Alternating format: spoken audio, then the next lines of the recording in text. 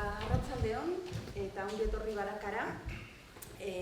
Gaur kontan lau artean kolektiboak bildu gaitzu hemen eta euren asmoa da pixka bat sormena eta osasunaren artean edo sormena eta ongizate emozionalaren artean dagoen harremana edo horri buruz pixka bat hitz egin edo hausnarketa bat piztea, ez? Horretarako, hori, lau artean kolektiboa eta Goldovika Jauregi, artista, eskultorea, eta Fernando Rodríguez, psikologian doktorea, meditazio irakaslea eta etxontako zuzendaria. Bildu dituzte eta, ean nondik nora joaten den sormena eta ongizatearen arteko elkarrizketa hau, ez? Pues bienvenidos todos y todas a Baraka, eskerrik asko por estar aquí.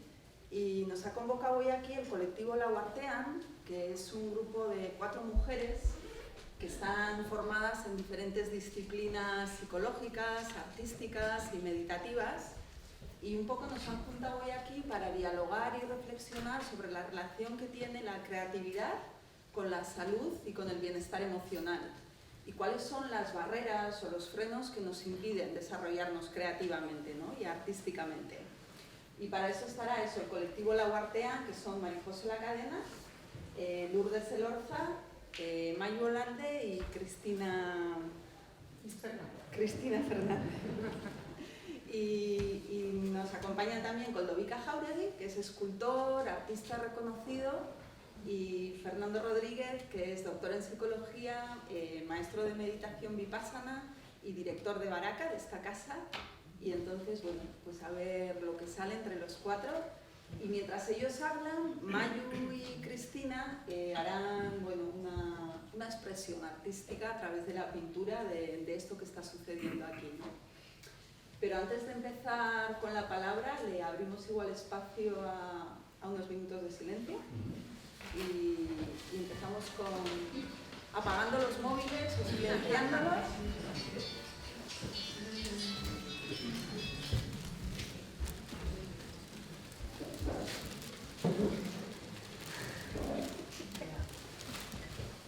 Y simplemente dándonos un tiempo para entrar en el silencio.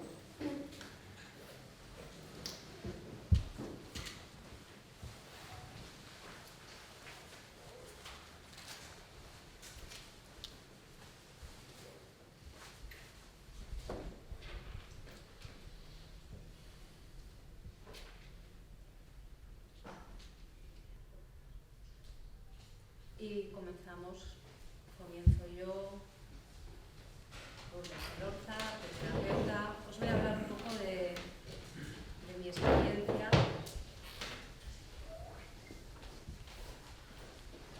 experiencia, como arteterapeuta. Y para comenzar, pues voy a dirigir la atención hacia mis compañeras Mayu y Cris, que van a empezar un proceso terapéutico en este momento. Más que terapéutico, creativo, pero luego ya iremos viendo las diferencias que hay entre uno y otro. Las típicas barreras que tenemos, ¿no? Yo no soy creativo, yo no sé pintar, nunca he hecho nada, en el cole me dijeron que era malísimo haciendo todas estas cosas. Si entramos en un proceso creativo desde lo mental, seguramente nos van a atrapar todos esos bloqueos que tienen mucha relación con nuestra historia personal, con lo que hemos ido viviendo y cómo lo hemos ido viviendo. Si yo estuviera ahora ahí, seguramente estaría pensando, tengo que hacer algo bonito, porque hay mucha gente que está mirando, que está observando y quiero que les guste lo que estoy haciendo. Y cada uno pensaría, o alguien diría, yo no soy capaz de hacer nada, no me va a salir nada. Cada uno, según su historia personal, sus condicionamientos, tendría esos bloqueos que no le permitiría estar presente en lo que está haciendo.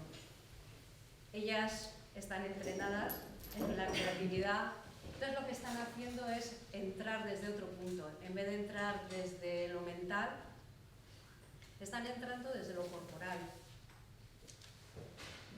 Veis que no han cogido directamente una pintura y están pintando, sino que lo que están haciendo es sentir. Sentir es la entrada del modo ser. Están sintiendo el papel, están tocándolo, viendo cómo es.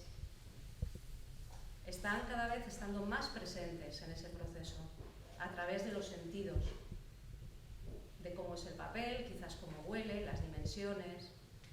A la vez también están explorando qué sienten con eso, qué se les despierta dentro. ¿Qué ocurre cuando yo toco un papel que es de una determinada rugosidad o si es más liso? ¿Qué se despierta en mí? ¿Qué se me mueve en mí? Y a la vez también están dándose cuenta qué movimiento en este momento su cuerpo se está abriendo espacio. Si es un movimiento más lento, más rápido, más amplio, más deprisa. De esa manera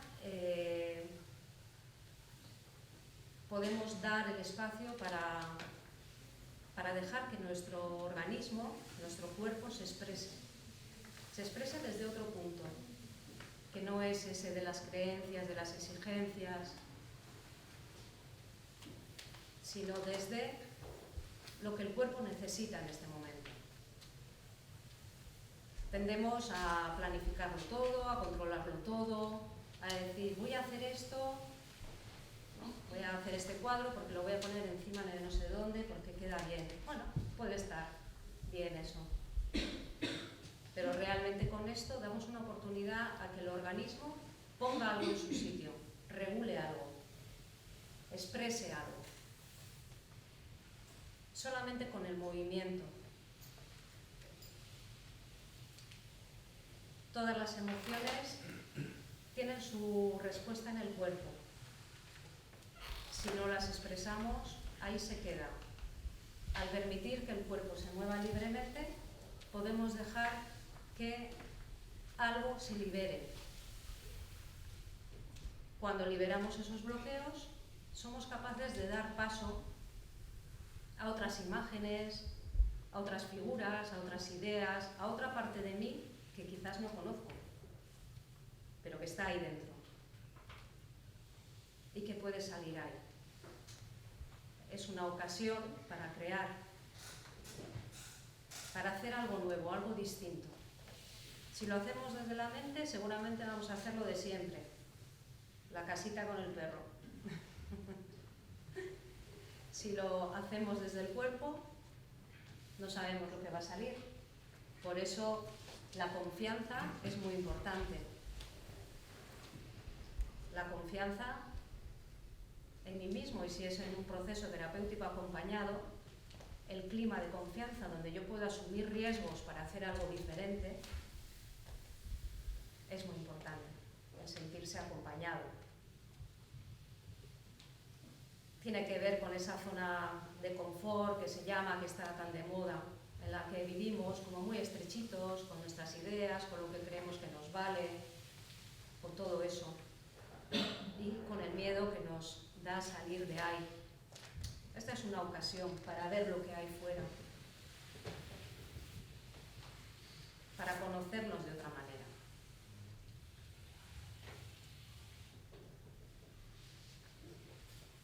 Para crear, porque en realidad esto sería como un laboratorio. Los talleres creativos o arteterapéuticos son laboratorios para darnos cuenta de que podemos arriesgarnos, de que podemos hacer otras cosas diferentes a las que hacemos, que somos creadores y que podemos entrenarlo además, y que podemos elegir, que tiene mucho que ver con la creatividad. Y si podemos elegir, cuando salimos a la calle, podemos seguir eligiendo y podemos co-crear nuestra vida. Con todo lo que la vida trae, podemos elegir, sobre todo en nuestra actitud.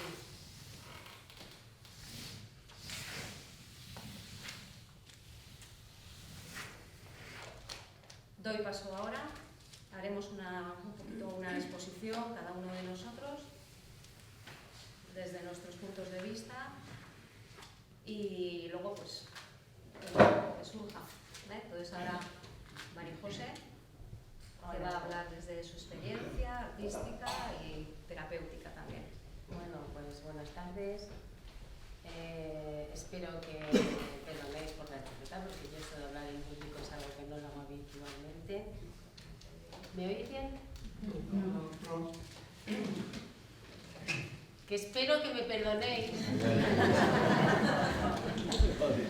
lo de la chuleta, porque yo soy artista y como artista lo de hablar en público es algo que realmente se me hace muy difícil, muy complicado, pero como pongo voluntad, pues dice que sí.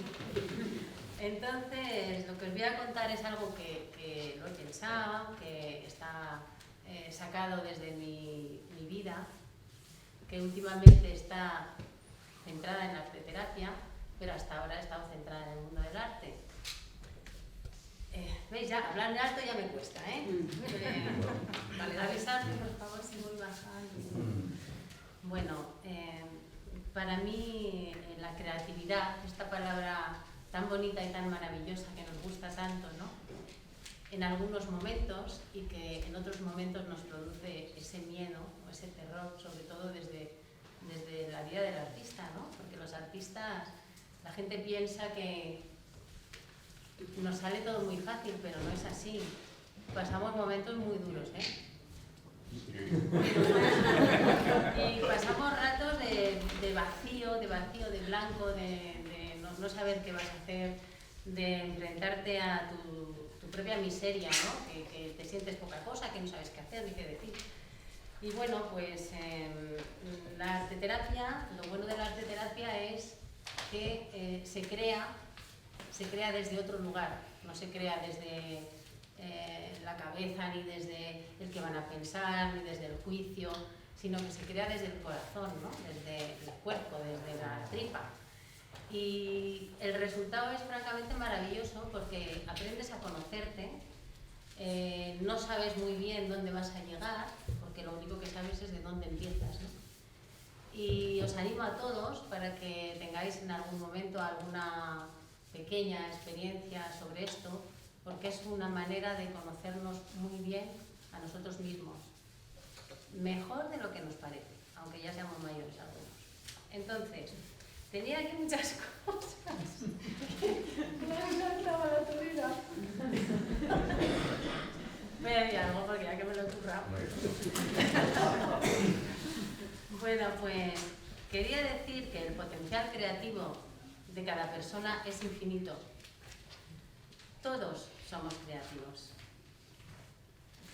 Decir creatividad es casi ponernos a pensar cómo crea un niño, ¿no? Desde el gusto de crear y no desde el juicio que nos paraliza tantas veces. Todos podemos pintar, cocinar, inventarnos una historia, vestirnos de colores un día. Eso es ser creativo. No hay que buscar mucho más allá. Entonces, tenemos que ser conscientes de que somos súper creativos. Lo único que tenemos que hacer es darnos permiso para poder hacer lo que sintamos. Vivimos en una sociedad que valora más otras parcelas de la persona, como tener una profesión buena, un estatus, manejar bien las finanzas, y todo esto hace que esterilicemos nuestra creatividad como seres humanos. Así, de esta manera, hacemos una sociedad deshumanizada, porque ignora nuestra cualidad principal, que es la que nos diferencia de los animales. Esa es nuestra capacidad de crear, que no nos enseñan, ni nos avisan, ni nos dicen, nunca.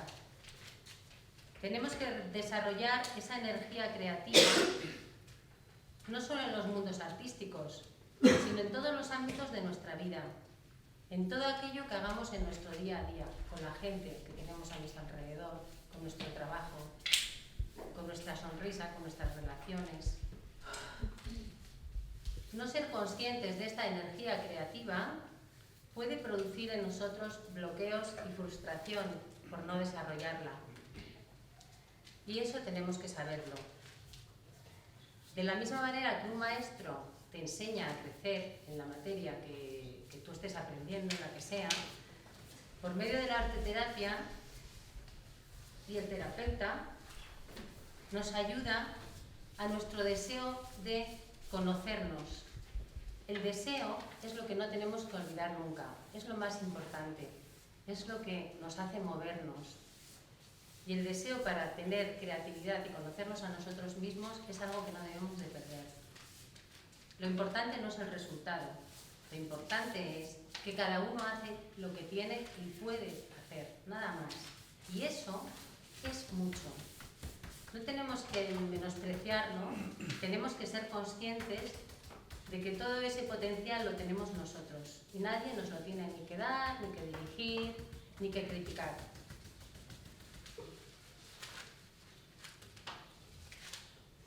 Tenemos que aprender a crear con dulzura. Y se crea con dulzura cuando se crea con el cuerpo, con la mano, con el pie, sin la cabeza que nos destroza tantas veces. Y esa creatividad es la que nos diferencia a nosotros de las máquinas y de los animales.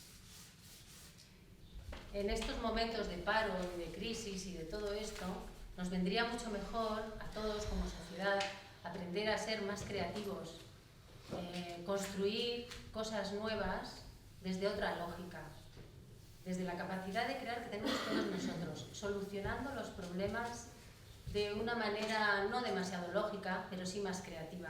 Y así podríamos hacer cosas nuevas. Bueno, y yo quería hacer un pequeño homenaje a la neurona, que no es contradecir lo que acabo de decir, sino todo lo contrario.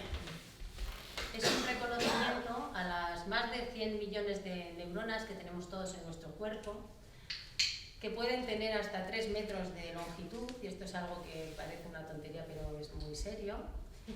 Y quería dedicaros, pues desde lo que yo puedo hacer, pues esta neurona creadora que voy a dibujar para vosotros. Ya está. Y ahora paso la palabra a mi querido colega Koldo Jauregui, que todo el mundo espero que conozcáis. Es un hombre luchador, anarco, valiente y auténtico. Bueno, yo creo que perdí alguna neurona ayer. Yo creo que el aspecto creativo, que es para lo que me han venido a mí a comentar un poco el aspecto creativo, igual deberíamos de coger el ser humano en su origen, cuando es niño, y cuando todavía no ha sido influenciado por esta sociedad que parece volvernos locos, ¿no? Los niños no se plantean guerras, se las plantean los adultos. Los niños no se plantean deforestaciones, se las plantean los adultos. Y aún digo, ¿por qué no se las pueden plantear? Bien. Los niños lo que sí tienen es... ha habido, bueno, Marijose comentaba un poco entre los animales, tal, el ser humano, yo creo que somos exactamente lo mismo, ¿eh? Que igual esa pérdida ha producido un cierto desequilibrio que lo estamos pagando cada día más. Los niños no saben lo que es el arte ni la creatividad, no les hace falta. ¿Para qué? Son términos que nosotros mismos acuñamos, que es lo que nos está limitando, es parte del problema que estamos sufriendo, ¿no? Cada vez que acuñamos un término nos crea un conflicto, creamos un conflicto, ¿no? Posiblemente la palabra es lo que más lleva a error. En esos años en los que los niños todavía no tienen desarrollado el lenguaje, porque para el desarrollo del lenguaje hace falta que tengan como unos 10 años, los niños son tremendamente creativos. Cuando uno se pregunta por qué los niños dejan de ser creativos aproximadamente en esa edad, es porque simplemente han desarrollado el lenguaje. Y ya mediante el lenguaje pueden expresar todo, entre comillas. Sin embargo, la trampa del lenguaje lo que tiene frente a la imagen dibujada o la imagen construida, la imagen bailada, es de que nosotros hemos acordado que la palabra mesa es una cosa de 4 patas que tiene unas formas y tal, ¿no? Y eso es lo que nos lleva el lenguaje. Sin embargo, si cada uno de nosotros dibuja mesa, veremos que esa mesa coincide poco con el de al lado. Eso es un poco lo que ocurre con el arte.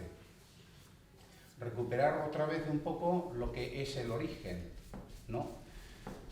Las personas son aproximadamente, para mí, después de tanto tiempo, somos un poco un fluir de un río, ¿no? Somos un río y ese río tiene cierto tipo de problemas a partir, antes ya de los 10 años, cuando desde el punto de vista de la educación nos empiezan a machacar, ¿no?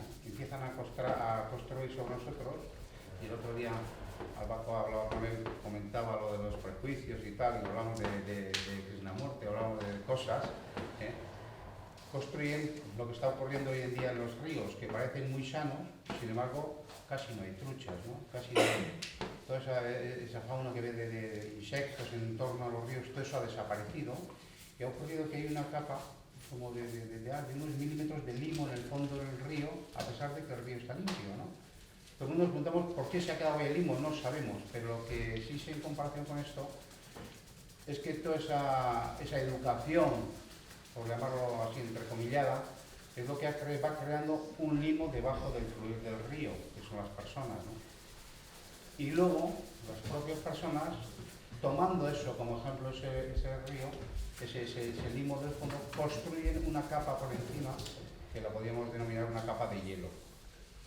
Llega un momento en que las personas dejan de ser creativas y dejamos de ser creativos, empezamos a enfermar porque estamos llenos de un montón de información basura, que es el limo que está debajo de nosotros, y un montón de estratos de prejuicios construidos sobre nosotros, que es un poco el hielo. Y eso nos deja atrapados en un punto. ¿Qué deberíamos hacer? Pues lo que está claro es que desde la arteterapia puede ser una herramienta. Cuando uno está enfermo, pues va al médico, va donde alguien que le pueda curar. El médico, pues el naturista da lo mismo, va donde le pueda curar. Cuando alguien tiene en su casa algo que no funciona, una mesa, va donde un carpintero, y cuando va donde un electricista. Lo que hace falta es que lo que está claro es que todos los seres, incluidos los animales, los naturales, los vegetales, todo, incluso las piedras, se van enfermando y que a veces hay que buscar ayuda de la que haga falta. Esa es otra. Cuando partimos no tenemos todo lo que nos meten por el arte, ¿no? La cantidad de categorizaciones que hay en el arte respecto del valor, de la importancia, de la fama de los autores, de toda esta parafernalia que vivimos. No tenemos eso, lo empezamos a tener en cuanto empezamos a hacer arte y decimos, quiero ser artista, es el primer problema que tenemos, ya hemos construido un estrado. Y eso se continúa a lo largo de la vida. La cuestión es cómo ir eliminando eso, porque lo que está claro es que cuanto más de esto construimos, más enfermos nos sentimos, más se resiente el arte que hacemos. Lo ideal es a un artista dejar la cabeza en la entrada del taller y entrar a trabajar un poco lo que están haciendo ellas, ¿no? Es un poco participar del rap. Todo eso, lo que no podemos negar, lo que no podemos borrarnos a nosotros mismos, es la memoria. Podemos ser más abiertos, más creativos respecto a la cantidad de datos y cosas que nos meten yo qué sé, ¿por qué vamos al Guggenheim y no vamos al museo local de no sé dónde, ¿no? ¿Por qué nos gusta más Eduard Munch y no nos gusta José Palacio? Eso es un problema nuestro, es un problema que lo da la sociedad, porque también hay unas tasaciones y un montón de cosas, y es una cosa que lo hacemos nosotros. Lo ideal es buscar un equilibrio con lo que uno está haciendo. Para mí el arte es una cuestión, y casi todo en arte es explicable, en arte se puede explicar el 99%. Lo que hace maravilloso el arte es ese 1% que no podemos explicar. El resto se puede explicar como se explica todo. Sabemos de composiciones, de mezclas de colores, de densidad de materiales, un montón de información que no sirve más que para hacer una cosa que tenemos delante. Lo ideal es con el tiempo ir quitándose esas capas de hielo, ir limpiándose el limo del fondo y empezar a buscarse, empezar más a fluir, dejarse, quitar la importancia de eso. Hay gente que es el arte, o cuando estamos en comunión con el arte, estas cosas que se dicen. Pues hombre, yo he visto a gente que no se les podría denominar artistas, otro prejuicio, bueno, ahora hasta los cocineros, esto es un lío, estamos organizando, bueno. Y entonces, es un albañil, son granjeros, son panaderos, son gente que lo que tienen, tú los ves cuando están trabajando y ves que aquel hombre está ahí en el instante, en eso. Eso es el arte. Hay gente que amasa la forma de amasar, la forma de moverse, la relación que tiene con el objeto que tiene delante, eso lo convierte ya en un creador, lo convierte en un artista para mí, no hay diferencia. Vamos a ver, habitualmente, es un ejemplo que suelo poner, vamos a ver igual los bodegones cubistas de Picasso, de Braque o bueno, de Juan Gris, y sin embargo somos incapaces de ver los mismos bodegones en las cafeterías todos los días cuando vamos por la calle. No se puede hacer diferencia entre lo que es el arte y lo que no es, entre el hombre y la naturaleza. Nosotros lo que tenemos por imitación es a crear una parcela que se ha denominado arte, que corresponde al mundo de la belleza natural, sin dualidad, el mundo de la belleza natural. Interiormente, todos los artistas intentamos tirar hacia ese punto, hacia ese encuentro con la belleza natural. Tenemos varios problemas. Uno es el propio objeto.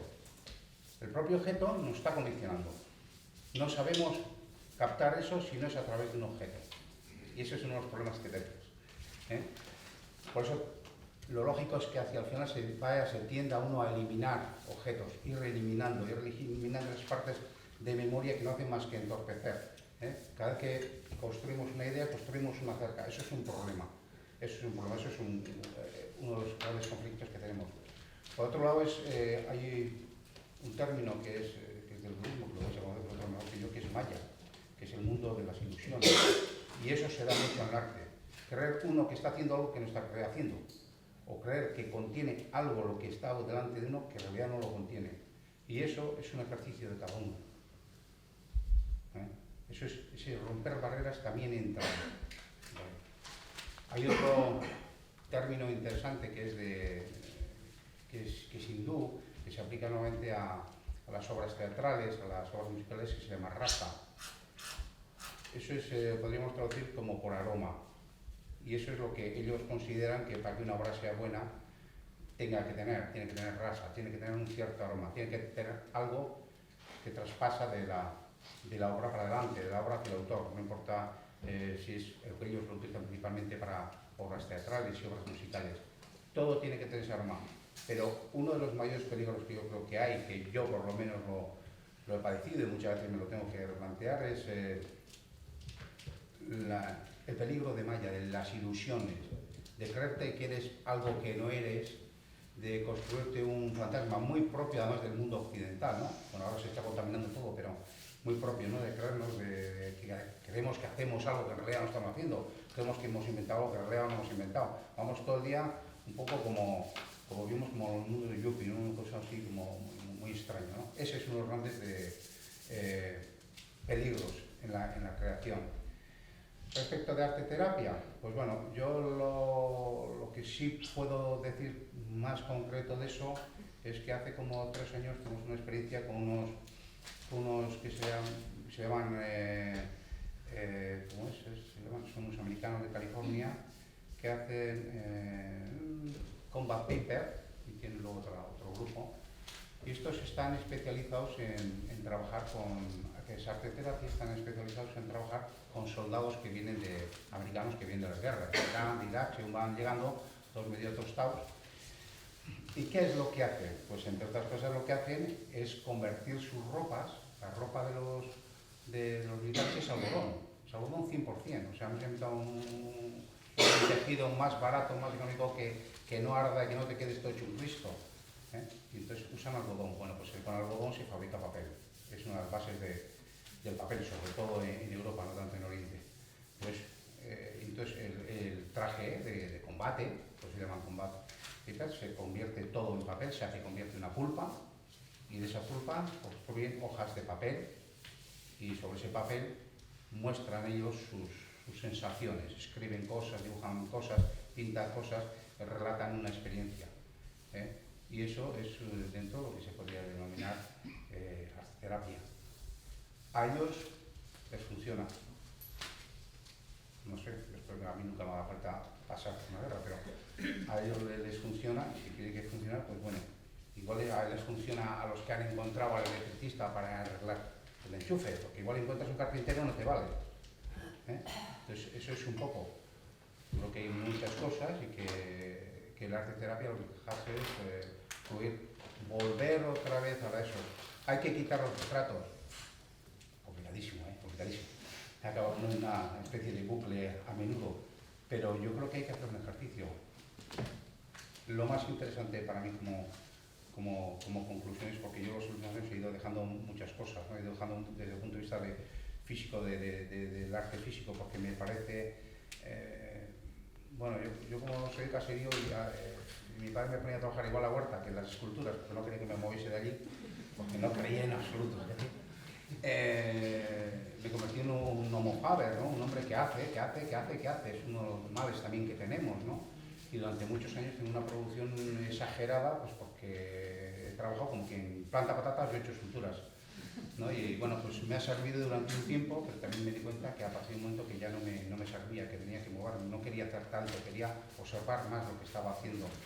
Entonces he ido quitando a lo largo de los años, y los últimos años siempre me planteo, pues empiezo a hacer otras cosas, me empiezo a plantear si realmente para mí como hacedor, ya sé que entenderlo, pero tiene sentido o no el seguir haciendo objetos, ¿no? Todavía encuentro algunos objetos, algunas formas de hacer, de crear, que me son satisfactorias, por eso sigo indagando ahí, ¿no?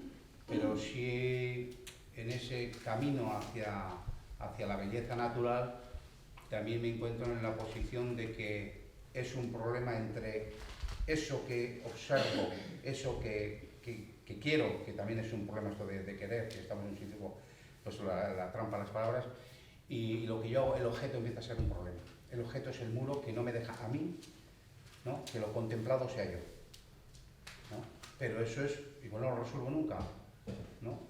Pero bueno, me parece un ejercicio interesante, cada uno tiene la cabeza que la tiene, Pero bueno, yo sí estoy de acuerdo con ellos que un poquito hay que soltarse un poco, ¿no? Los niños cómo bailan, cómo hacen cosas, ¿no? Para el arte no es necesario un lápiz, los gestos cuando se dibujan, ¿no? Muchas veces vemos en los bailarines cuando se manchan los pies, vemos que están dibujando.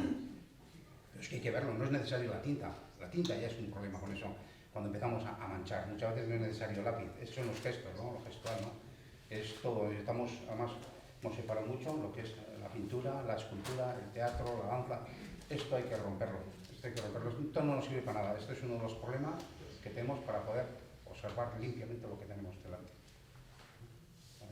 Es que no, llevo tiempo sin hablar, entonces me da una suerte hoy.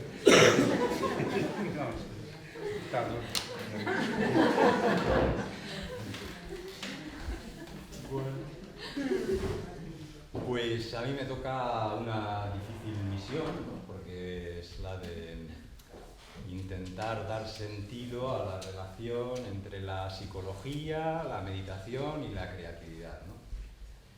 Soy el único que no es del gremio creativo con ese nombre, aunque evidentemente no me queda otro remedio que crear continuamente, como hacemos todos habitualmente, para solucionar los problemas prácticos de la vida cotidiana. Y es para lo que necesitamos la creatividad, ¿no? Para simplemente poner soluciones a lo que nos va pasando. Soluciones que, bueno, pues algunas veces son mejores y otras veces son peores, ¿no? Para los seres humanos esto de la creatividad ha sido siempre una especie de cosa muy rara, incluso para los de ahora, ¿no? Por eso estamos aquí reunidos hablando de esto. El mundo clásico, de Platón y toda esta gente, lo que pensaban era que era inspiración divina, ¿no? Que era Dios el que mandaba la inspiración al creador, y el creador no era más que un canal y tal, y eso, ¿no? No es una mala idea, ¿eh? No es una mala idea, pero el tiempo evolucionó y luego pues vino lo que era, pues, a la Edad Media no dio mucho de sí en cuanto a creatividad, pero la ilustración fue interesante, y en ese sentido nos gusta aquí recordar en este contexto un vasco universal, ¿no? Huarte de San Juan. Huarte de San Juan, en el examen de los ingenios para las ciencias, que ha dado lugar al principio de la psicología diferencial, de la orientación profesional y de tantas y tantas cosas. vasco que conocido, que se estudia en todas las universidades que estudien psicología, por ejemplo, ¿no? Pero bueno, ahí veis que el mogollo de la cuestión cambia, ya no es lo divino, sino que la cuestión es, ¿esto es innato o es adquirido, esto de la creatividad, ¿no? Y bueno, hay discusiones. Kant, que en muchos sentidos todavía nos saca bastantes largos de diferencia, pensaba que era innato, por ejemplo, ¿no? Sin embargo, pues hemos de reconocer que bueno, pues la psicología ha ido avanzando, ha ido evolucionando y ha ido produciendo explicaciones, teorías, que al final no tenemos otra cosa, ¿no? Son teorías que en unas épocas del mundo pues tienen más sentido, pues, la gente las comparte más, en otras menos, etc., ¿no? Y en la psicología bueno, sufrió una gran pérdida cuando se convirtió en una ciencia experimental, ¿no? Porque la psicología, pues bueno, lo que experimentalmente se puede saber sobre el mundo interno de los seres humanos, y vamos a coger, por ejemplo, este elemento de la creatividad, es bastante ridículo, ¿eh? Y no lo digo yo, lo dicen los propios científicos, lo saben, lo reconocen, es decir, lo que se puede decir desde el punto de vista científico sobre la creatividad es bastante escaso, ¿no? Pero bueno, hay intentos, ¿no? Hay intentos sobre el asunto. No, el más conocido, el primero que se atrevió a abordar este tema, era un tipo que se llamaba Guilford, que dio pie a una cuestión que probablemente todos los que habéis trabajado mínimamente con la creatividad habéis oído hablar, ¿no? Que es la diferencia entre el pensamiento divergente y el pensamiento convergente.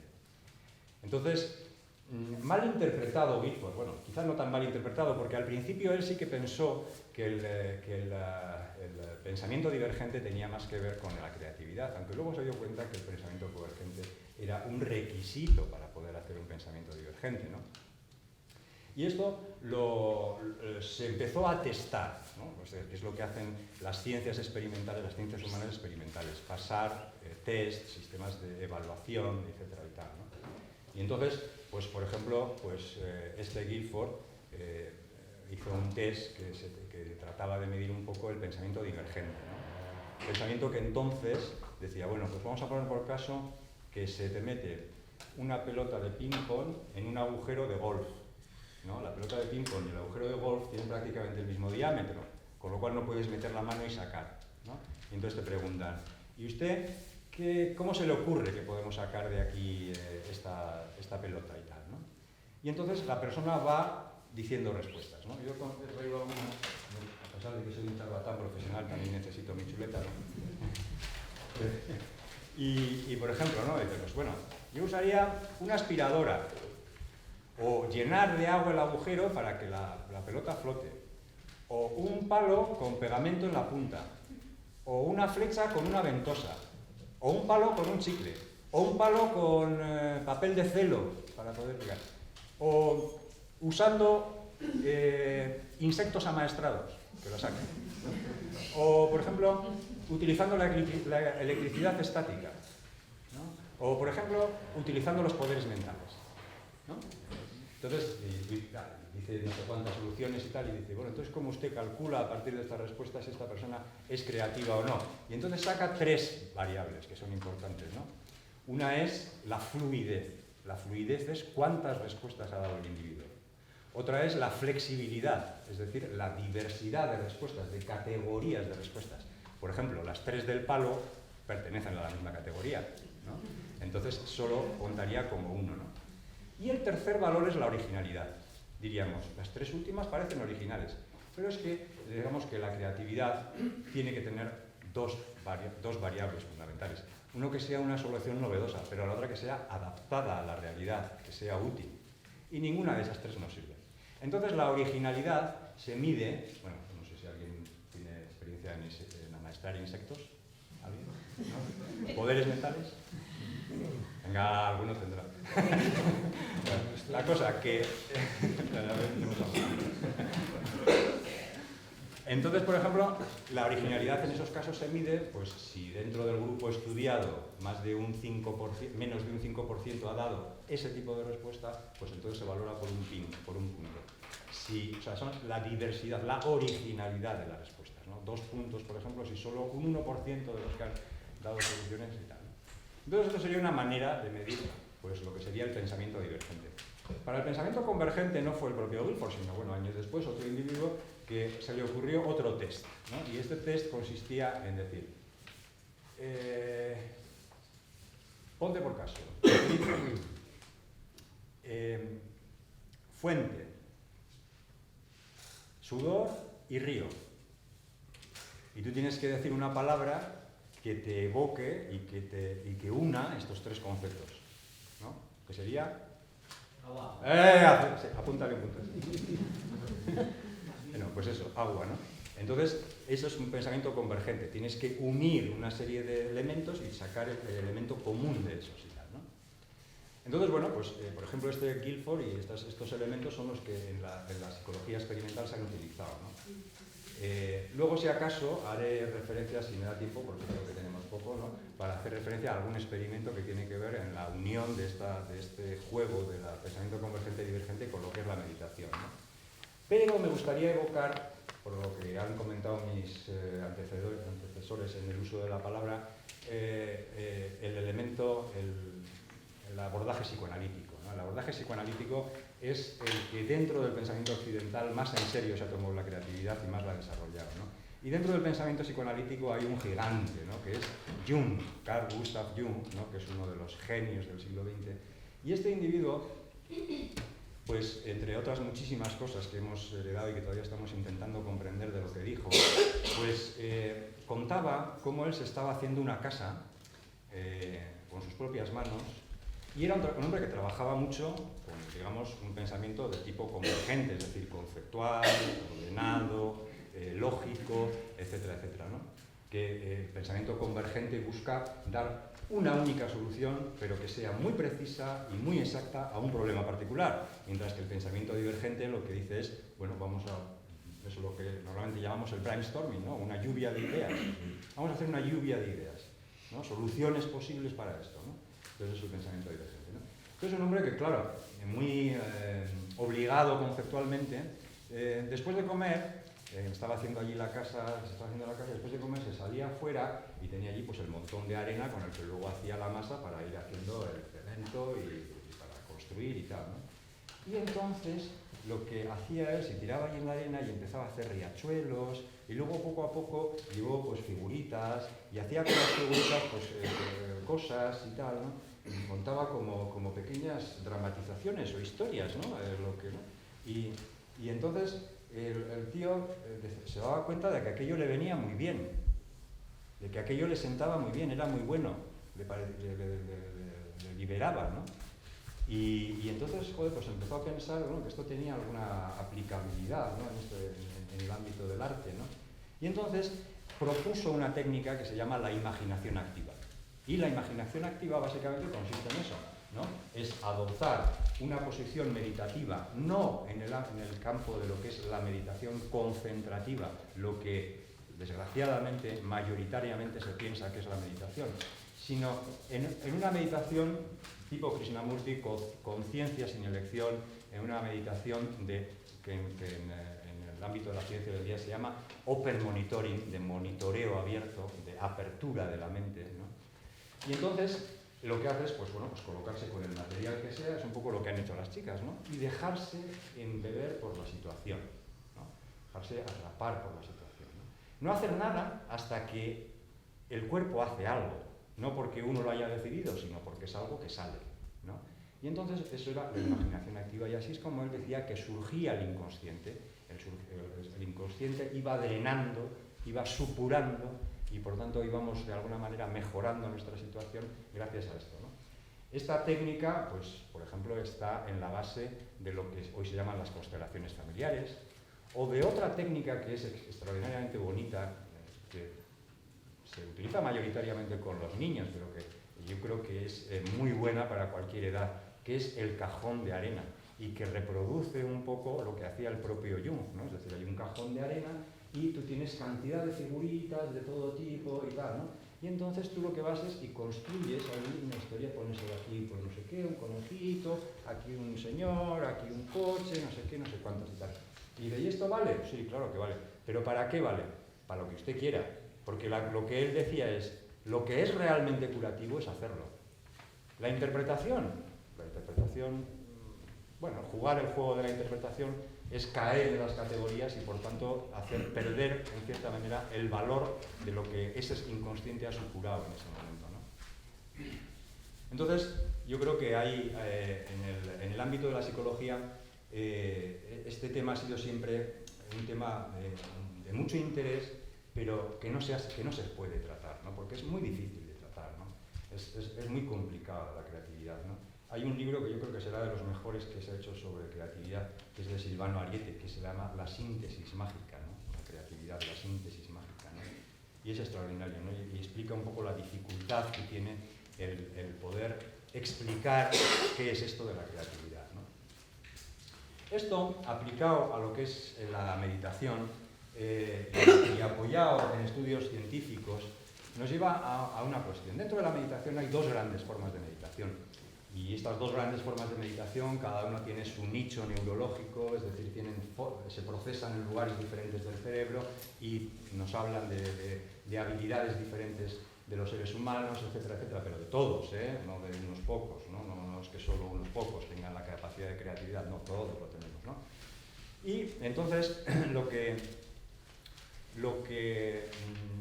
las dos formas de las que se habla es de lo que hemos dicho antes, esto que se llama la atención focalizada, que es lo que normalmente todos tenemos este prejuicio de lo que es la meditación, y es el obsesionarse con estar con la mente en un solo objeto y obsesionarse con ello y una y otra vez, y una y otra vez, y una y otra vez, pensando que al final pues eso nos va a llevar al vacío de la mente y a cosas por el estilo, ¿no? Esto no es posible precisamente porque la mente tiene una función que es la de pensar y todo lo que piensa la mente tiene sentido y lo tiene en el momento en el que lo estás pensando. Y entonces el obligar a la mente a esto es lo que decía Krishnamurti, es el doblegar, digamos, a la mente y no tiene muy buenas expectativas, ¿no? No obstante, sin embargo, el hecho de focalizar la mente, es decir, el hecho de entrenar el pensamiento convergente, desarrolla habilidades cognitivas de enorme importancia para los seres humanos. Pensamos, por ejemplo, en los trastornos de déficit de atención y cosas por el estilo, que precisamente no tienen esta capacidad que llamamos inhibitoria del impulso, ¿no? No son capaces de mantener la atención sobre un objeto durante un tiempo determinado. Es demasiado fluido ese pensamiento, no acaba de poder entregarse al objeto, de estar con el objeto, ¿no? La otra forma es lo que hemos dicho, ¿no? El monitoreo abierto, ¿no? Y el monitoreo abierto es esta idea de estar atento a todos los fenómenos internos y externos según van apareciendo y desapareciendo. Para desarrollar bien esta actividad necesitamos haber desarrollado la otra, la meditación concentrativa, equilibradamente, porque si abusamos de una, ¿no? Pues irritamos a la mente y la convertimos en una mente obsesiva. Pero si nos abandonamos a la otra, lo que probablemente acabemos será locos, es decir, psicóticos. Es decir, hemos abandonado la mente a su suerte, sin imponerle ningún tipo de restricción. Y no, los seres humanos necesitamos dirigir la atención intencionalmente hacia las cosas. Porque si no, entra en funcionamiento una cosa que se llama la red neuronal por defecto, que produce muy malos resultados y está en el origen de la mayoría de las enfermedades degenerativas neurológicas, ¿no? Entonces, hay que equilibrar estos dos trabajos, equilibrarlos de la manera en que podamos, ¿no? Evidentemente, lo que produce más creatividad, aparentemente, es el monitoreo abierto, lo que nosotros tradicionalmente hemos llamado siempre la meditación vipassana, que es lo que nosotros hacemos aquí, ¿no? Entonces, la meditación vipassana fomenta, incrementa la creatividad, ¿no? Eso tiene esta ventaja, ¿no? Y es también lo que está en el origen de lo que ahora se llama el mindfulness, esta vulgarización de la meditación que está teniendo mucho éxito por sus efectos secundarios, que son los efectos de mejorar la salud y el bienestar de los seres humanos, ¿no? Y en cierta manera lo que nos une aquí también, que es la idea porque dos de nuestras compañeras, muchísimas, tienen entrenamiento en mindfulness y en meditación y por eso han pedido, digamos, mi intervención en este campo, ¿no? 4 minutos. No, las 4. Ah, las 4 años.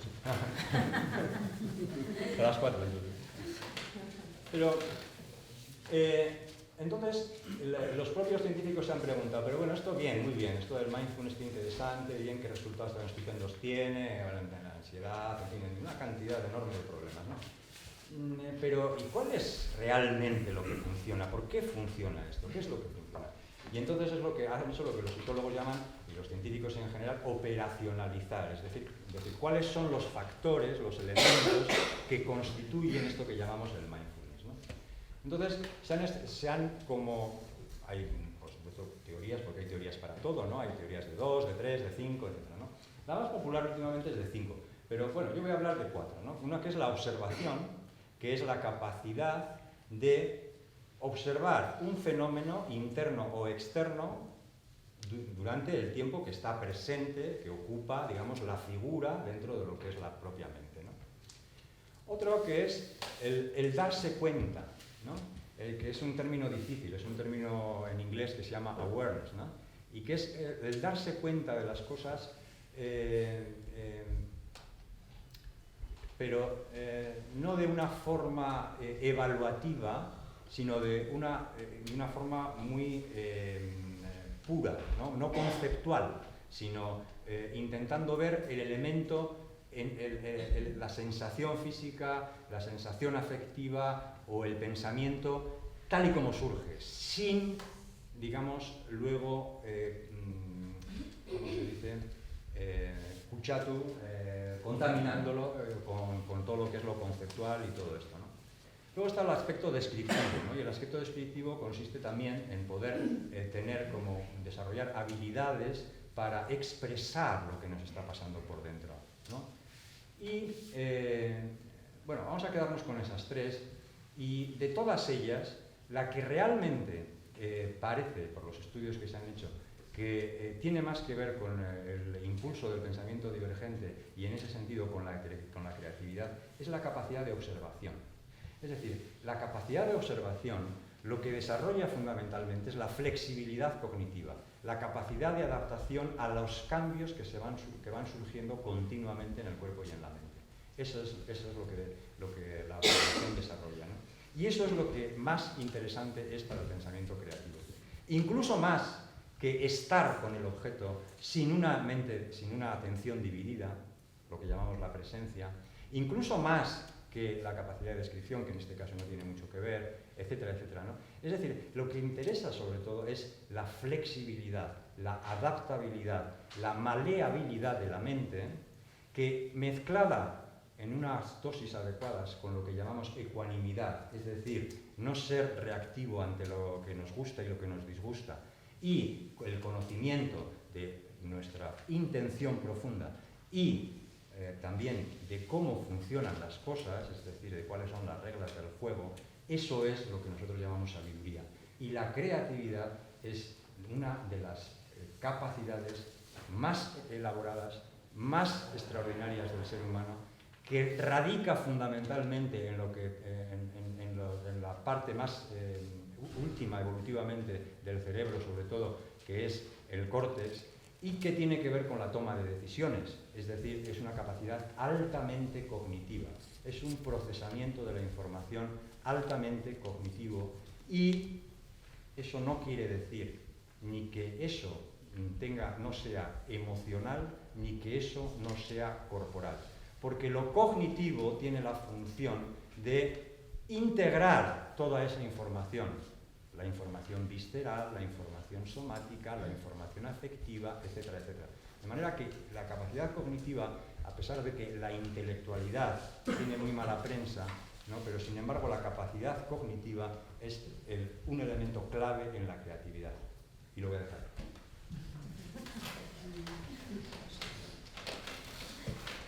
Se lo has puesto fácil.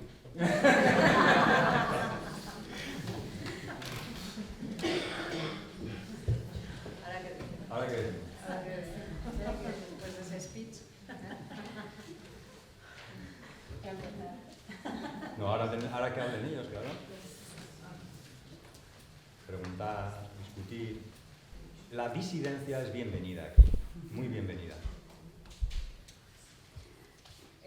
Igual, no les dejo hablar.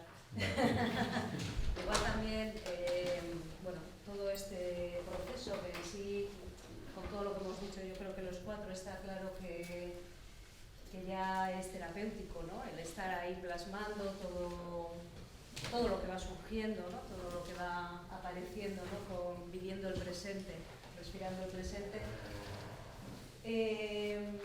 Bueno, algo también has comentado de la interpretación, ¿no? Entonces, bueno, eso sí es un tema que suele suscitar también preguntas y cosas, ¿no? De decir, ¿qué demos hay, no? O ¿qué es eso para ti? ¿O es tan importante ese punto, no? ¿Y cómo trabajaríais desde la arteterapia, por ejemplo, cuando...? Porque mi experiencia es que la persona después de hacerlo te va a preguntar, ¿y esto que he hecho, qué es? Y yo qué sé. ¿O qué? Eso, si tú te lo dices, ¿no? Yo no tengo idea. A ver, la historia es que si yo digo lo que es eso, voy a decir lo que yo es para mí, lo que yo proyecto ahí. Puedo empezar a decir, y cada uno vamos a decir cosas diferentes. En una terapia de grupo, en un taller grupal de creatividad, es interesante escuchar a las personas su interpretación. Incluso solemos decir, ponle un título, y cada uno le pone un título según lo que ve, según lo que le parece, ¿no? Lo que le sugiere. Pero siempre la regla del juego es, habla desde ti. Cuando digas lo que ves ahí, habla desde ti. Habla, a mí me parece, no hables con contundencia, esto es, no, eso no es. Para mí es esto o es lo otro. Entonces, la interpretación nos sirve. El paciente o la persona que viene a terapia quiere saber, quiere resolver, ¿no? La urgencia esa de dime lo que tengo, dime lo que me pasa, resuelve. Pero realmente lo que tienes que hacer es el trabajo creativo del terapeuta, que también ahí está la creatividad, de decirle, bueno, ¿qué te llama la atención, por ejemplo, a ti de ahí? ¿Qué punto te llama? Y sobre ese punto, ¿hay alguno más que te llame la atención, por ejemplo? ¿Qué diría uno o qué diría el otro? Ponle voz. Eso podría ser. O para ti, ¿qué te sugiere? ¿O quitarías algo? ¿Añadirías algo? ¿Cómo se te ha quedado el cuerpo? ¿Qué parte del cuerpo sientes ahora que hay algo que vibra? Es devolverle a la persona todo, devolverle todo. Porque en realidad eso es una proyección de ese momento presente. Ese sería el trabajo, ¿no? De hacerle una devolución. No ir de guay, de listo y decirle, mira, tú lo que te pasa es que... Entonces es interesante puntualizar. Yo pienso que para que el arte tenga esa función terapéutica, una mínima satisfacción en el momento de realizar una actividad, digamos, digámoslo, artística, es la satisfacción. Si no, la mayor parte de las veces, cuando uno hace cosas, queda bastante insatisfecho. Y es posible que esa lucha también sea positiva, pero si siempre es insatisfacción, puede causar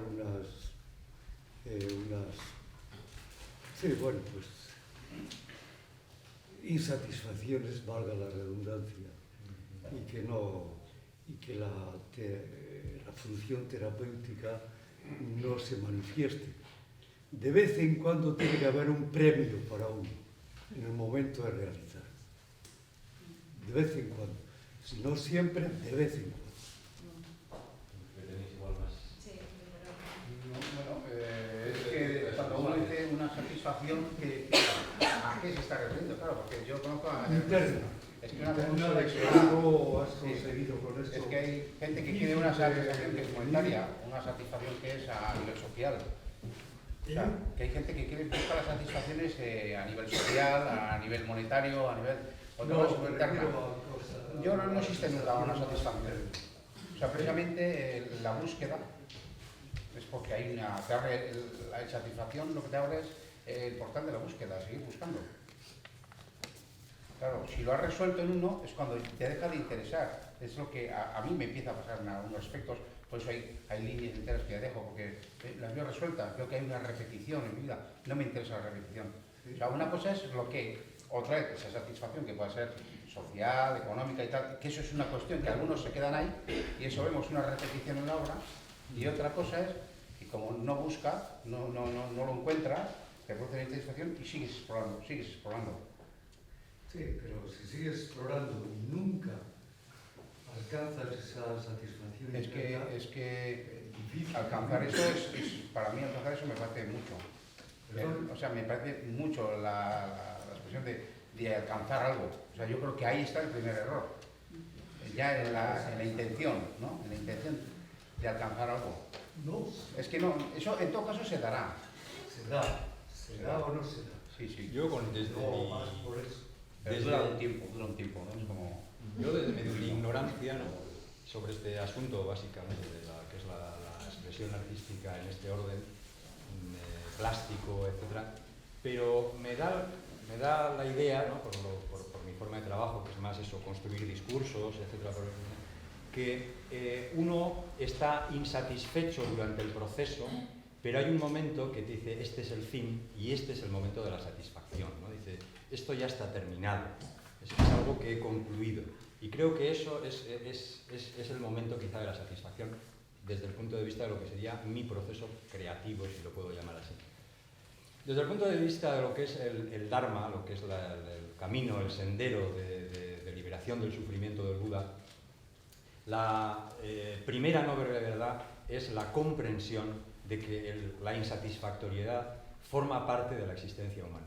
Es decir, que para dejar de sentirse insatisfecho hay que dejar de existir. En un sentido que no es existir como organismo psicofisiológico, sino como un yo que se siente aislado, que se siente diferente, etcétera, etcétera, ¿no? Entonces la comprensión profunda de esta verdad es lo que libera, ¿no? La comprensión profunda de que cualquier cosa a la que nos intentemos agarrar, cualquier objeto, cualquier idea, cualquier cosa por el estilo, va a terminar siendo insatisfactoria, porque va a empezar y terminar como todos los fenómenos, ¿no? Pero la idea de premio es importante. Sin duda. Hace falta, por ejemplo, un cierto reconocimiento. Por ejemplo, ¿no? Pero satisfacción personal también, ¿eh? Sí, perdona, que te habías pedido la palabra. Yo pienso que tiene hacer algo creativo, lo que sea, pero ¿qué sentido tiene hacer una cosa que yo creo que lo que buscas es hacer algo que salga de ti y cada vez pueda llegar a alguien de la forma que luego nunca va a ser como tú, o sea, a nadie le va a llegar igual que te llega a ti, ni al otro igual que le llega al otro, pero tratar de llegar de alguna forma, ¿no?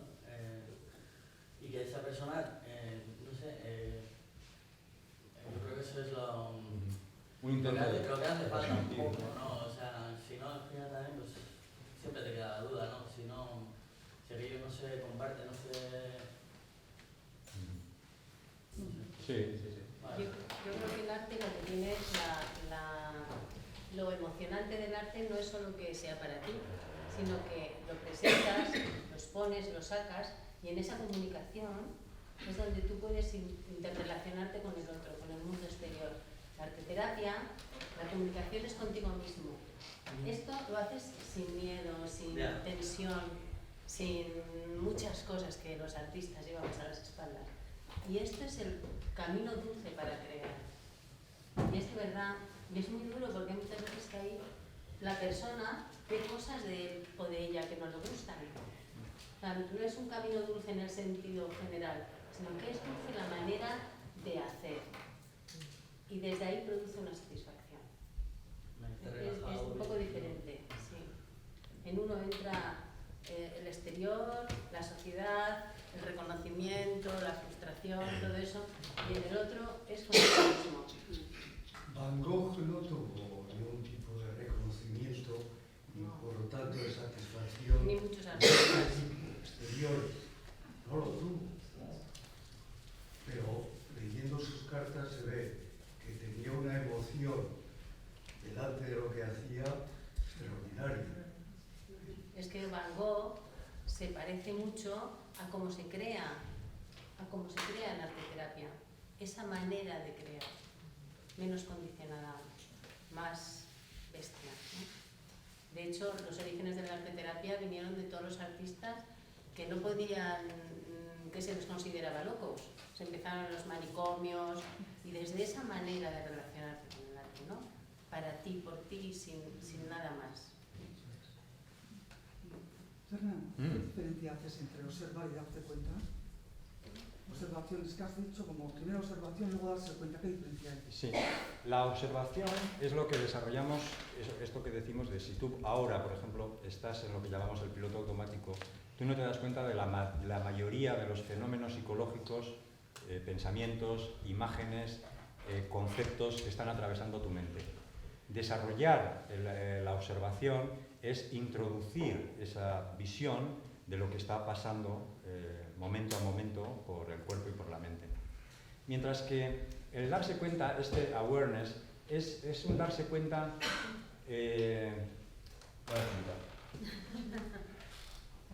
Es un término clave, porque es un término clave, por ejemplo, para la gestalterapia, ¿no? Todo se une, ¿no? Sí. La mente con la emoción. Sí, lo había dicho antes también. Es la atención no dividida. Es cuando tú diriges la atención de una manera no dividida hacia el objeto y estás con él. Entonces, lo tomas el objeto. Darse cuenta del objeto se refiere a eso. ¿Observación? Es que no veo la diferencia, sigo sin verla entre observar, cuando observas, exactamente, es eso, ¿no? No, probablemente tengan relación. No creo que se puedan diferenciar ninguno de las facetas del mindfulness muy claramente. Yo sí veo la diferencia, Veo la diferencia porque, por ejemplo, en la meditación vipassana, nosotros lo que hacemos es observar el surgir y el cesar de los fenómenos. Pero en la observación concentrativa lo que hacemos es estar con el fenómeno. Estar con el fenómeno tiene que ver más con el awareness, y el observar el fluir del surgir y cesar tiene más que ver con la observación. Pero bueno, eso lo digo yo y cualquiera puede decir lo contrario, o sea que no... ¿Cuál es la diferencia entre el mindfulness y la meditación? El mindfulness es algunos elementos cogidos de la meditación budista que se han estructurado en un entrenamiento de la mente que tiene una duración determinada, con unos objetivos determinados y unos temas determinados. Entonces, es un entrenamiento de la mente que produce unos resultados, porque científicamente se ha visto así, ¿no? Produce unos resultados determinados. La meditación budista no pretende resultados. La meditación budista es simplemente el desarrollo de la sabiduría, y dentro del desarrollo de la sabiduría pueden aparecer estados de conciencia que son poco habituales, como pues eso, los raptos, lo que se llaman las absorciones meditativas, los jhanas, etcétera, etcétera, que es otra de los grandes problemas de la meditación, ¿no? que es la zanahoria que generalmente se suele poner como lo que hay que conseguir en la meditación, ¿no? Cuando lo que en realidad estamos haciendo es el desarrollo de la mente, con estos elementos que estamos tratando aquí, desarrollar la mente. En busca de la sabiduría, como hemos dicho, la sabiduría tiene estos elementos, ¿no? que hemos comentado, ¿no? La liberación del sufrimiento y la sabiduría tendrían ese paralelismo, desde mi punto de vista. Hay una cosa que también se ha dicho. Sí, a mí me... No sé por qué me he puesto yo el moderador, que soy el que menos tiene que ver con esto, ¿no? Has comentado que la creatividad, había algunos que decían si era innato o adquirido. Bueno, a mí ni me cuadra una cosa ni la otra, pero a los que son artistas, me gustaría saber si lo sienten como algo de necesidad vital. No sé si innato o adquirido. O sea, así como poner patatas era necesidad familiar o paternal o de supervivencia, si era una necesidad vital. Independientemente que a través de la arteterapia uno pueda gestionar otras situaciones.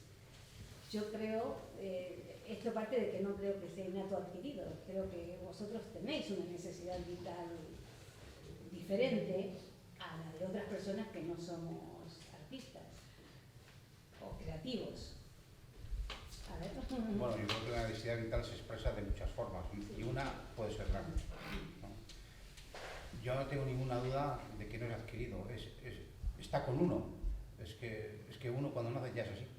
Somos así, por lo que sea, no sé cómo son los restos de los seres del planeta, pero nosotros es que somos así, ¿no? No, nadie nos ha dicho nada, somos así, los niños los ves, son como son, eso es lo que nos asombra, ¿no?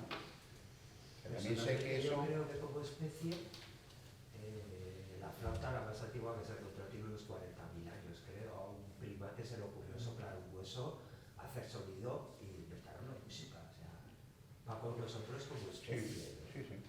Pero no todos somos creativos en el mismo sentido. Lo que pasa es que se va perdiendo con el tiempo. Se va perdiendo en parte con el tiempo. Luego otros se desarrollan en otros campos. Hay luego pasteleros o hay pintores o hay de brocha gorda que son igual de creativos. O sea, la actividad nos ofrece. Se desarrolla algunos en otros campos.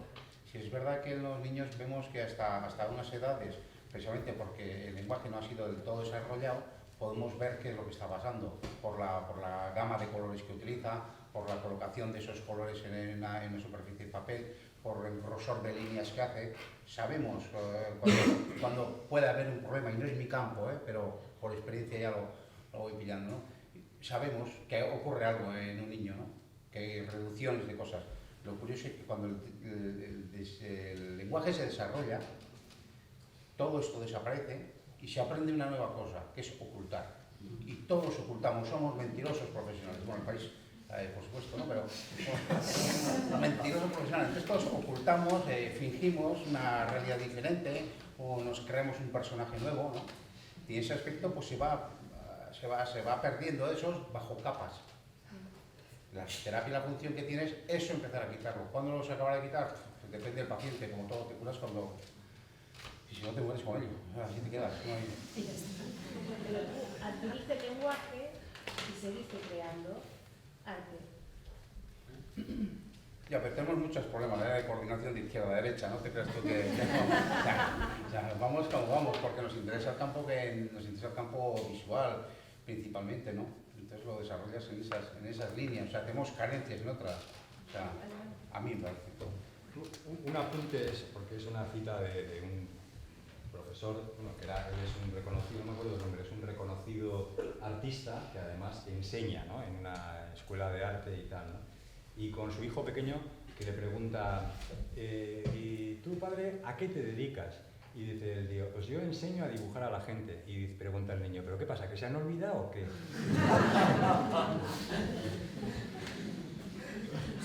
Sí, yo quería, observando los dos trabajos, ¿no? que han hecho las compañeras, y un poco con el tema de la creatividad, ¿no? Porque me viene a la cabeza, ¿no? Pues igual hace 150 años el arte era pintar cosas concretas, ¿no? Me viene ahora a la mente un pintor que ahora es muy famoso, que es muy hiperrealista, ¿no?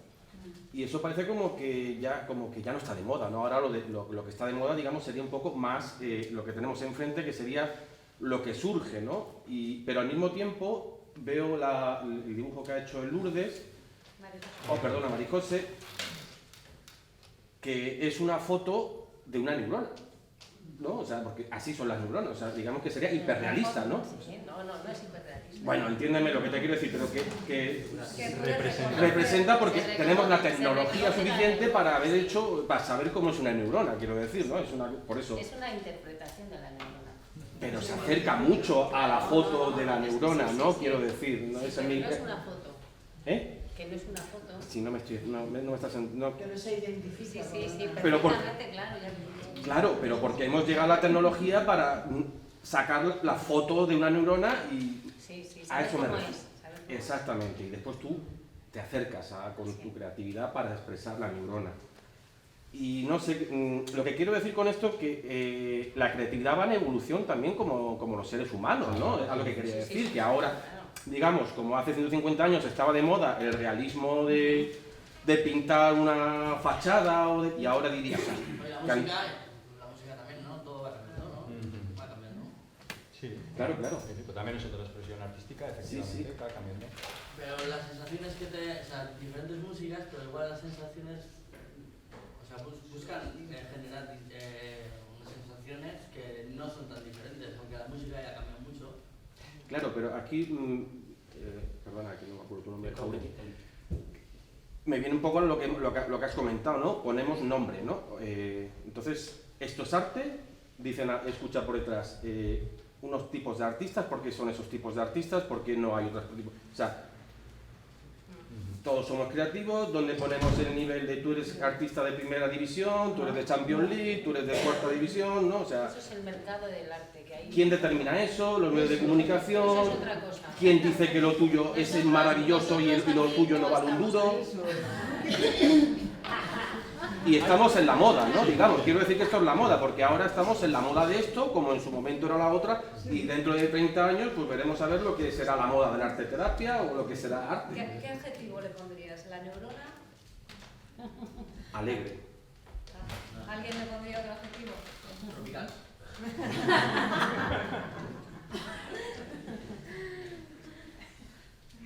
Veraniega. Yo haría una... Veraniega, por el mar de abajo. Yo quería hacer un matiz, porque lo que tú dices que tiene una gran dosis de razón, Es una reflexión. no pretendo juzgar si... Mi creatividad. Eso, ¿no? Sí, pero que me resuena, me parece que es algo que hay que tener muy en cuenta y todas estas cosas, ¿no? Pero también eso nos podría conducir a un cierto relativismo sobre el tema de la expresión artística. Y yo creo que dentro de la expresión artística hay cosas que son mejores que otras. Pero ¿cuáles son estas que son mejores que otras? Pues, hombre, por ejemplo, hemos loado, hemos glorificado la figura de los niños, ¿no? Pero claro, la figura de los niños, que es muy interesante, pero no han tenido que conseguir un lugar en la sociedad, no han tenido que saber en qué cosas tienen razón y en qué cosas no tienen razón. Es decir, no han desarrollado una cualidad ética o moral con respecto a los demás. No han desarrollado un nivel de la excelencia, no han desarrollado la capacidad de ver que todos tenemos capacidades creativas. Todo eso no lo saben. Pero una obra de arte es algo que cuando cualquier persona la observa, dice, hostias, Pedrino. ¿No? ¿Por qué? Porque está transmitiendo algo que es del orden de esto que Jung llamaba arquetipal. Es algo que está llamando al inconsciente colectivo de la especie, no de una persona, no de un grupo de personas, no de unos cuantos que les gustan un tipo de expresión o de otra, sino de alguien que cuando lo ves hace ¡pum! Te ha hecho algo, ¿no? Y eso no creo que lo puedan conseguir todas las obras de arte, ni mucho menos. Hombre, hay en la base de todo, tanto de la arteterapia como del arte en general, y de todo, porque hay un montón de temas diferentes aquí, está el tiempo. Tiempo de observación, que es justo lo que menos nos concedemos. Si no hay observación, no hay arte, no hay nada. Estamos simplemente partiendo, todo el arte, todo el tiempo se nos está difundiendo como si fuese un sirimiri, ¿no? Como si fuese una droga estable. Se nos va la vida sin tiempo para detenernos. Si no podemos detenernos, no podemos observar. Si no podemos observar, no podemos crear, no podemos analizar, y cada vez pasan las imágenes más deprisa delante nuestro, ¿no? Somos una sociedad de la velocidad, ¿no? Alguien nos representaba como la sensación de cuando uno se sienta en el tren y está en la estación y puede ver la gente, el kiosco, tal, la gente que pasea. Sale el tren, lo vas viendo, vas todavía viendo las carolas y de repente coge una velocidad que todo es pasar. Es imposible. ¿Qué estás viendo?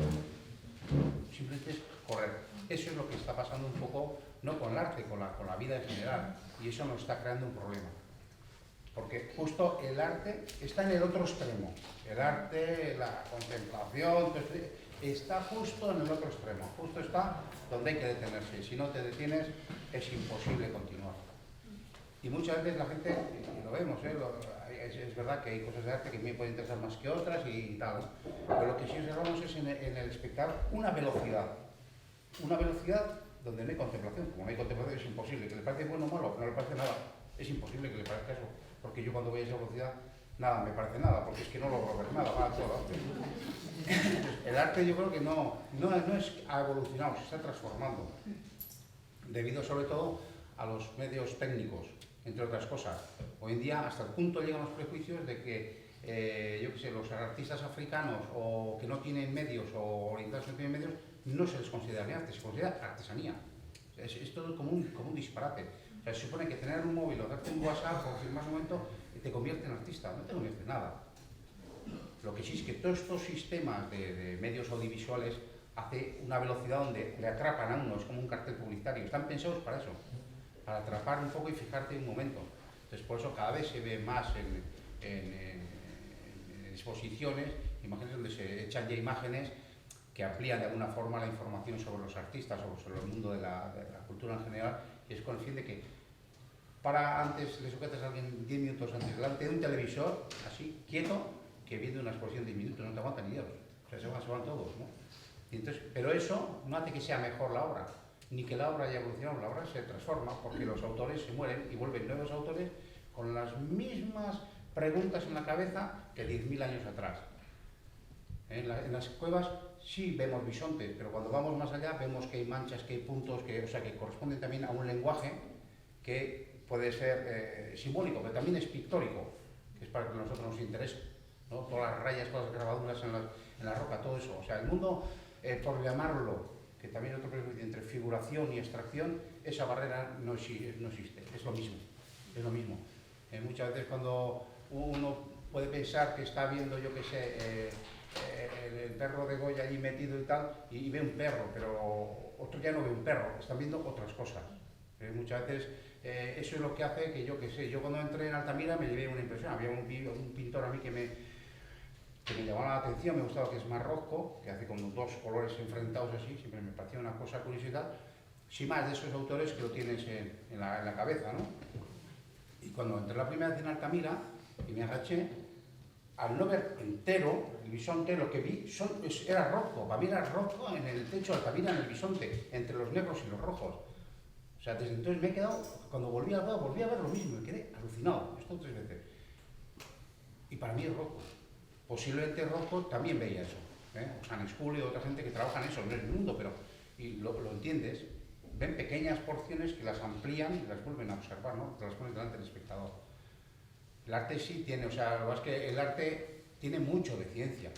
O sea, yo qué sé, por ejemplo, antes hablaba del espacio, la materia, una cosa típica aquí en Euskadi sobre todo, ¿no?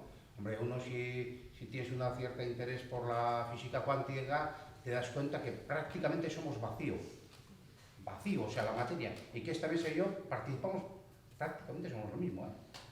Y eso es una relación ya con la materia diferente, porque si la materia es vacío, hostia, esa relación, ¿no? O sea, cómo es, ¿no? O los espacios de Otiza cuando ves en cajas cuadradas, y pues el espacio de Riemann es curvo. Pero eso te da la ciencia, si quieres lo aplicas o no lo aplicas, ¿no?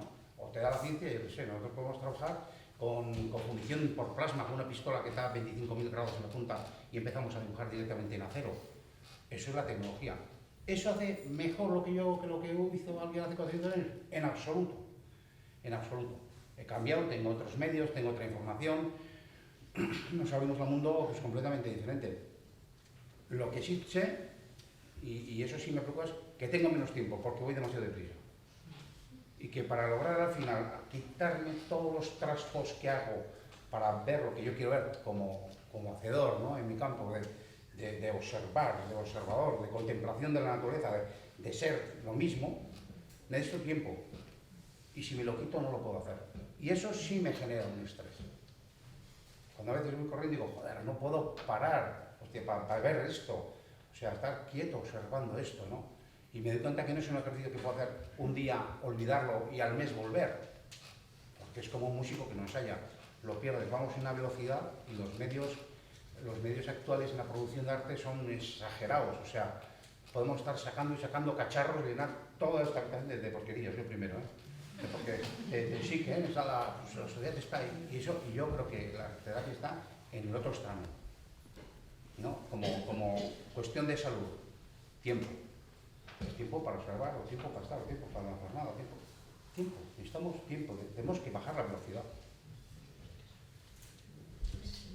Yo ahí como artista Con me él siento... igual, última pregunta por el tiempo. Sí, vale. Me siento muy identificada con lo que acabas de decir, Coldovica. Yo también, respondiendo un poco a la pregunta que se ha hecho antes por ahí, de para qué los artistas creamos, yo en mi caso personal me siento muy identificada con lo que acabas de decir, que es ofrecerme tiempo a mí misma para parar, para observarme, para reflexionarme, para conocerme.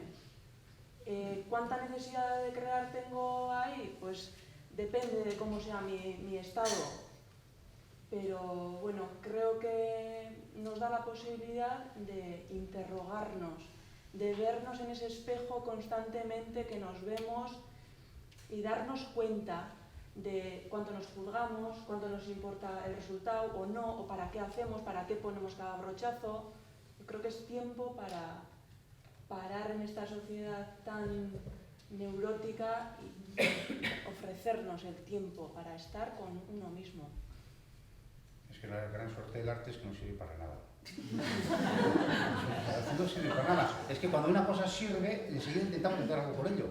Lo que pasa es que no sirve para nada, que siga sin servir para nada. Pero es un poco como la meditación, es el arte de no hacer nada, claro. Lo que pasa es que no entendemos por servir para algo. Bueno, tenemos que terminar. Bueno, pues yo creo que ha sido un gusto el tiempo compartido, ¿no? El habernos detenido y tomarnos este tiempo para reflexionar y para conocer también a la Artean y el trabajo que hacen con la arteterapia.